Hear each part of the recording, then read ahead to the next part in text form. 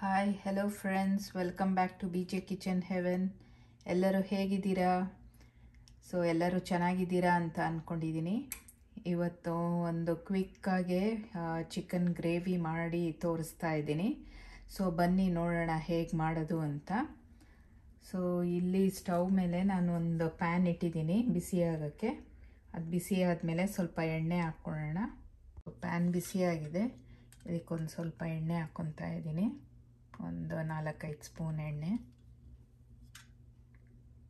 ಎಣ್ಣೆ ಬಿಸಿಯಾಗಿದೆ, ಇದಕ್ಕೆ ಈ ಗರಂ ಮಸಾಲ ಹಾಕ್ಕೊತಾ ಇದ್ದೀನಿ. ಹೋಲ್ ಗರಂ ಮಸಾಲ, 2 ಬೇ ಲೀಫು, ಚಕ್ಕೆ, ಲವಂಗ, ಏಲಕ್ಕಿ.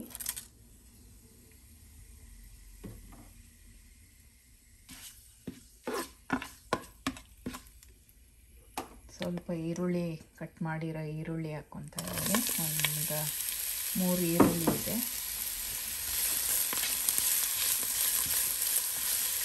ಇದು ಈರುಳ್ಳಿ ಕೆಂಪಗಾಗೋ ತನಕ ಹುರ್ಕೊಳ್ಳೋಣ.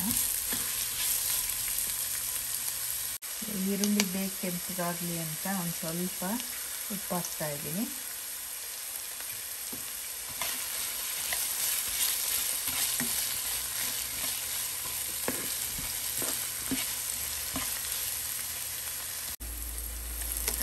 ನೋಡಿ ಇಷ್ಟು ಕೆಂಪಗಾಗಿದೆ ಈರುಳ್ಳಿ. ಈಗ ಚಿಕನ್ ಪೀಸ್ನ ಆ್ಯಡ್ ಮಾಡೋಣ. ಇಲ್ಲಿ ನಾನು ಚಿಕನ್ ವಿಂಗ್ಸ್ ತೊಗೊಂಡಿದ್ದೀನಿ. ಯಾವುದಾದ್ರೂ ಚಿಕನ್ ಪೀಸ್ ತೊಗೊಬೋದು.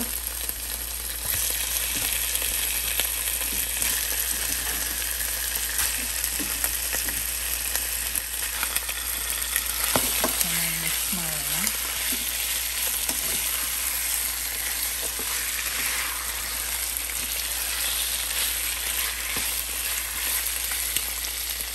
ಈಗ ಇದಕ್ಕೆ ಒಂದು ಅರ್ಧ ಟೀ ಸ್ಪೂನ್ ಅರಿಶಿಣದ ಪೌಡರ್ ಹಾಕ್ತಾ ಇದ್ದೀನಿ.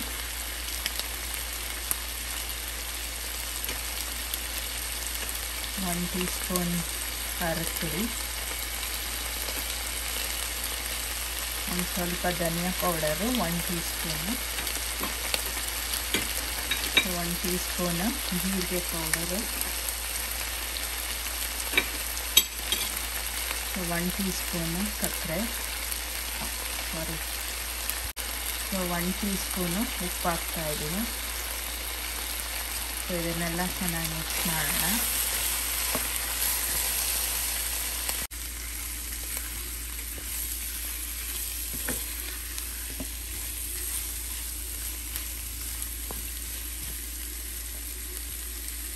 ಈಗ ಇದಕ್ಕೊಂದು ಸ್ವಲ್ಪ 1-1.5 ಕಪ್ ಅಷ್ಟು ನೀರು ಹಾಕೋಣ.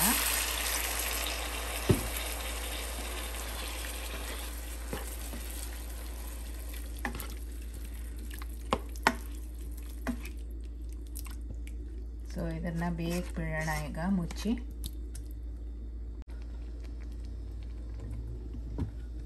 ಇದು ಬೇಯಲಿ, ಅಷ್ಟೊತ್ತಿಗೆ ನಾವು ಮಸಾಲೆ ರುಬ್ಕೊಳ್ಳೋಣ. ಮಸಾಲೆಗೆ ನಾನು ಸ್ವಲ್ಪ ಶುಂಠಿ, ಬೆಳ್ಳುಳ್ಳಿ, ಹಸಿಮೆಣಸಿನ್ಕಾಯಿ, ಒಂದು ಸ್ವಲ್ಪ ಗೋಡಂಬಿ, ಚಕ್ಕೆ, ಲವಂಗ, ಏಲಕ್ಕಿ, ಆಮೇಲೆ ಒಂದು ಸ್ವಲ್ಪ ಮೆಣಸು ತೊಗೊಂಡಿದ್ದೀನಿ. ಒಂದು ದೊಡ್ಡ ಟೊಮೆಟೊನ ಕಟ್ ಮಾಡಿ ಇಟ್ಕೊಂಡಿದ್ದೀನಿ. ಆಮೇಲೆ ಸ್ವಲ್ಪ ಕೊತ್ತಂಬರಿ ಹಾಕ್ಕೊಳ್ಳೋಣ. ನೋಡಿ, ಈ ಥರ ಮಸಾಲೆ ರುಬ್ಕೊಂಡಿದ್ದೀನಿ. ಈಗ ಇದನ್ನು ಚಿಕನ್ಗೆ ಸೇರಿಸೋಣ.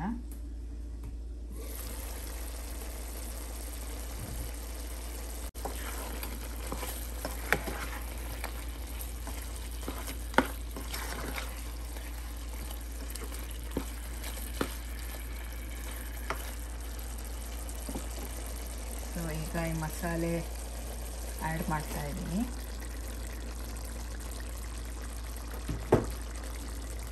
ಮಿಕ್ಸ್ ಕೊಡೋಣ.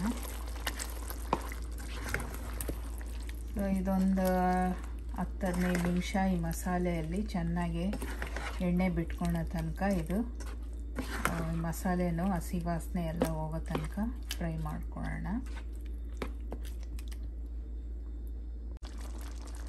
ಇದ್ರ ಮೇಲೆ ಸ್ವಲ್ಪ ಮುಚ್ಚಿಟ್ಟಿರ್ತೀನಿ.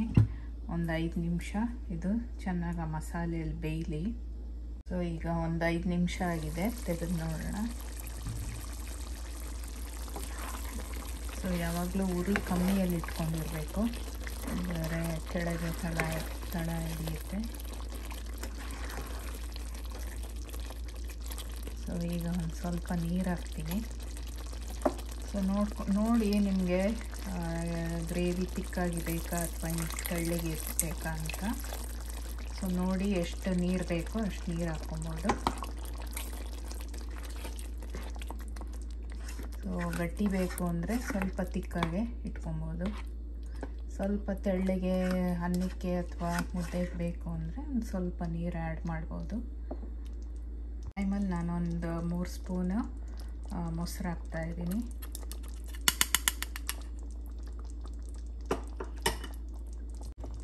ಮಿಕ್ಸ್ ಮಾಡೋಣ. ಸೊ ಇವಾಗ ಉಪ್ಪು ಚೆಕ್ ಮಾಡ್ಕೊಬೋದು, ಉಪ್ಪು ಖಾರ. ಸೊ ಸಾಲಿಲ್ಲ ಅಂದರೆ ಹಾಕ್ಕೊಬೋದು. ನಾನು ಸ್ವಲ್ಪ ಉಪ್ಪು ಹಾಕ್ತಾಯಿದ್ದೀನಿ, ಸ್ವಲ್ಪ ಸಾಲಿರಲಿಲ್ಲ.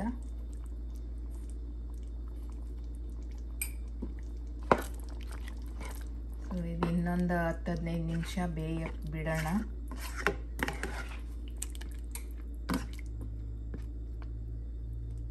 ಸೊ ಈಗ ಒಂದು 10 ಮಿನಿಟ್ಸ್ ಆಗಿದೆ, ತೆಗೆದು ನೋಡೋಣ. ಸೊ ನೋಡಿ ಎಣ್ಣೆ ಎಲ್ಲ ಸೈಡಲ್ಲಿ ಬಿಟ್ಟಿದೆಯಲ್ಲ.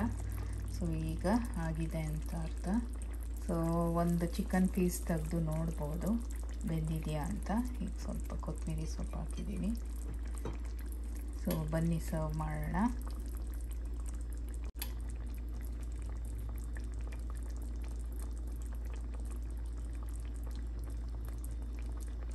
ಸೊ ನೋಡಿದ್ರಲ್ಲ ಫ್ರೆಂಡ್ಸ್, ಚಿಕನ್ ಗ್ರೇವಿ ಎಷ್ಟು ಈಸಿಯಾಗಿ ಪ್ರಿಪೇರ್ ಮಾಡಿದ್ವಿ ಅಂತ.